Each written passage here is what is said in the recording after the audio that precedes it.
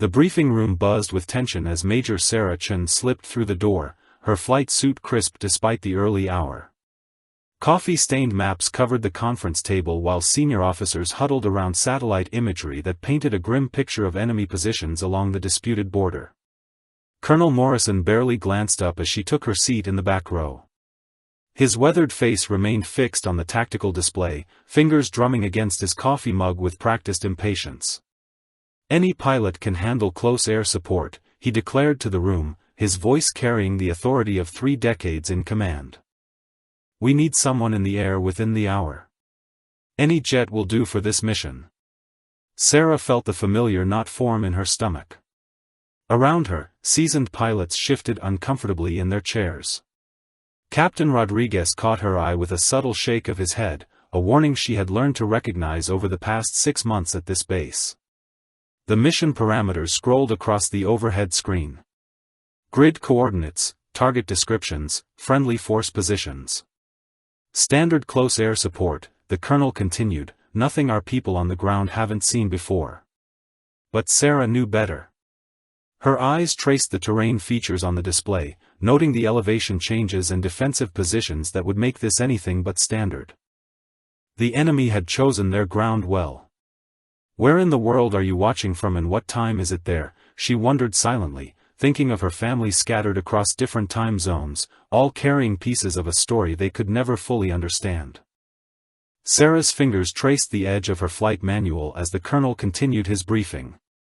The other pilots leaned forward, studying the mission details with practiced intensity, but she found herself calculating approach angles and defensive fire patterns that they seemed to be overlooking. Lieutenant Hayes raised his hand from the front row. "Sir, what about the surface-to-air threat assessment? The intel report mentions possible mobile units in that sector." Morrison waved dismissively. "Standard countermeasures will suffice. We have F-16s available, some F-18s if needed. Like I said, any aircraft can handle basic ground support." The word stung more than Sarah cared to admit. She had heard variations of this dismissal countless times since arriving at the base. Her fellow pilots were professional enough, but there was always an underlying assumption that she was here to fill quotas rather than contribute meaningful capability. Captain Rodriguez shifted in his seat beside her. His expression suggested he was thinking the same thing she was about the mission complexity, but protocol demanded silence during the colonel's presentation. Sarah's mind drifted to her father's workshop back home, where she had first learned that assumptions could be dangerous things. He had taught her to see beyond surface appearances, to understand that the most critical elements were often hidden from casual observation. Have you ever been in a situation where people underestimated your abilities based on first impressions, she thought, remembering countless moments when her competence had been quietly questioned before being proven. The briefing concluded with assignments being distributed among the available pilots. Sarah watched as names were matched with aircraft, each pairing announced with military precision. The F-16s went to the squadron leaders, the F-18s to pilots with recent combat hours logged in similar terrain. Morrison's eyes swept the room, cataloging his available resources with the calculating gaze of a commander managing limited assets. When his attention finally settled on Sarah, she saw the familiar expression of reluctant accommodation. "Major Chen, you'll take whatever aircraft becomes available after primary assignments are complete. We need someone ready for immediate deployment if the situation deteriorates." The message was clear enough. She would be the backup to the backup, assigned to whatever remained after the real pilots had made their selections. Around her, conversations resumed as officers discussed tactical approaches and coordination procedures. Sarah gathered her materials and headed for the door, but not before catching fragments of whispered exchanges between her colleagues. Concerns about mission complexity, doubts about standard approach protocols, questions about whether the intelligence assessment had adequately captured the full scope of enemy capabilities. Outside the briefing room, the morning air carried the familiar sounds of a military base preparing for operations. Ground crews moved with practiced efficiency between aircraft, conducting pre-flight inspections and loading ordnance according to mission specifications. She knew what they were all thinking, even if protocol prevented them from saying it directly. The mission parameters suggested challenges that went beyond routine close air support, but the colonel's confidence in any available aircraft seemed to override those concerns. Sarah made her way to the flight line, where mechanics worked beneath the morning sun to prepare aircraft for the day's operations. The familiar smell of jet fuel and hydraulic fluid filled her nostrils as she walked past rows of gleaming fighters, each one representing millions of dollars in cutting-edge technology. Her steps slowed as she approached the far end of the tarmac, where a different kind of aircraft sat in relative isolation. The A-10 Thunderbolt looked almost primitive compared to the sleek fighters dominating the flight line, its twin engines mounted high on the fuselage and its distinctive straight wings giving it an ungainly appearance that had earned it the nickname Warthog. Chief Master Sergeant Williams looked up from his inspection checklist as she approached. "Morning, Major. Not many people come down to visit our girl here." Sarah ran her hand along the aircraft's titanium armor plating, feeling the weight of memories that most people on this base could never understand. The A-10 was built for one purpose, designed to survive in environments that would destroy faster, more elegant aircraft. "She's been sitting here for 3 weeks, Williams continued, wiping grease from his hands with a worn rag. "Command keeps her maintained and flight ready, but nobody seems interested in what she can do." The irony was not lost on Sarah. Like the aircraft itself, she had been assigned to this base as a backup option, kept ready but rarely considered for missions that demanded the kind of specialized capabilities that both she and the Warthog could provide when the situation truly demanded it. 2 hours later, the base communication system crackled to life with urgent updates from the forward operating area. Sarah listened from the ready room as reports filtered through the radio network, painting a picture that grew more complex by the minute. Ground forces were encountering heavier resistance than anticipated. The enemy had positioned themselves in fortified positions that provided natural cover while offering clear fields of fire against approaching aircraft. Standard attack profiles were proving ineffective against targets that could quickly disappear into rocky terrain. Lieutenant Hayes emerged from the operations center, his face grim with the kind of expression that experienced pilots learned to recognize. The F-16s encountered significant ground fire on their first pass. They're requesting immediate support with aircraft capable of sustained operations in a high-threat environment. Captain Rodriguez nodded toward the radio. "Sounds like they need something that can stay low and slow, take some hits and keep fighting." Sarah felt a familiar surge of anticipation mixed with frustration. She knew exactly what kind of aircraft excelled in precisely these conditions, but protocol demanded she wait for orders rather than volunteer information that might seem presumptuous. The intercom system announced that all available pilots should report to the briefing room for updated mission parameters. As she gathered her gear, Sarah wondered if anyone else was beginning to understand that this situation required capabilities that went beyond what most people expected from routine air support operations. What would you do if you had the perfect solution but nobody was asking for your input? The updated briefing revealed a tactical situation that had deteriorated rapidly.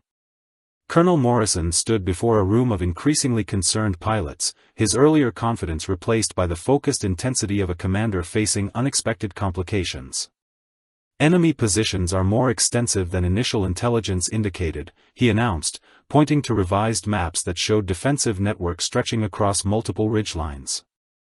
"Our fast movers are having difficulty maintaining target acquisition in this terrain." Sarah studied the updated imagery with growing certainty. The enemy had chosen positions that maximized natural cover while creating overlapping fields of fire. Any aircraft moving at high speed would have minimal time to identify and engage targets before being forced to climb away from the concentrated anti-aircraft fire.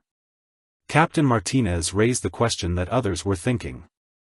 "Sir, what about using aircraft specifically designed for this type of mission profile? Something that can loiter over the target area and provide sustained fire support?" Morrison's jaw tightened slightly. "We work with available assets, Captain. The mission parameters remain unchanged regardless of terrain complications." Sarah felt the weight of unspoken knowledge pressing against military protocol. Every instinct told her that this situation demanded exactly the kind of specialized capability sitting and used on the far end of the flight line, but suggesting alternatives to a superior officer's tactical decisions required careful navigation of military hierarchy. Around her, experienced pilots exchanged glances that conveyed shared understanding of the growing mismatch between mission requirements and assigned resources. Sometimes the most obvious solutions are the ones people refuse to see. The radio chatter grew increasingly urgent as ground commanders reported continued difficulties with air support coordination. Fast-moving fighters were making multiple passes but struggling to maintain visual contact with targets that disappeared into rocky crevices between attack runs. Morrison studied the tactical display with visible frustration. His original assessment of the mission as routine close air support was colliding with battlefield realities that demanded different approaches. The careful confidence he had projected earlier began showing cracks under pressure. "Major Chen," he said suddenly, turning toward her with the expression of a commander running out of preferred options. "You're our reserve pilot. What aircraft would you recommend for sustained operations in complex terrain?" The question hung in the air like a challenge. Around the room, conversation stopped as officers waited for her response. Sarah felt the familiar weight of being tested, evaluated for competence that others took for granted. "Sir," she replied carefully, "the A-10 Thunderbolt was specifically designed for close air support in heavily defended areas. Its low-speed capabilities and armored construction make it ideal for the kind of mission profile we're facing." Morrison's expression remained neutral, but she caught the subtle shift in his posture that suggested he was reconsidering assumptions he had held since the morning briefing began. The acknowledgement felt both validating and uncomfortable, recognition earned through crisis rather than respect for expertise. "Have you ever had to prove your knowledge when others assumed you had none?" The moment stretched between professional vindication and the bitter taste of having to justify capabilities that should have been recognized from the beginning. Morrison's eyes narrowed as he processed her recommendation. "The A-10 has been sitting on our flight line for weeks without assignment. Are you suggesting it's the appropriate aircraft for this mission?" Sarah maintained her professional composure despite the condescending tone. "Yes, sir. The Thunderbolt's design philosophy centers on survivability in heavily defended environments. Its titanium bathtub protects critical systems, and the GAU-8 cannon provides precision firepower at low altitude." The colonel's skepticism was evident in his expression. "Major, flying close air support in contested airspace requires extensive experience with specific aircraft systems. The A-10 is not a platform for on-the-job training." Something shifted in Sarah's demeanor, a subtle straightening of her shoulders that Captain Rodriguez noticed from across the room. She had reached the moment where military protocol collided with professional competence, where careful deference gave way to quiet confidence.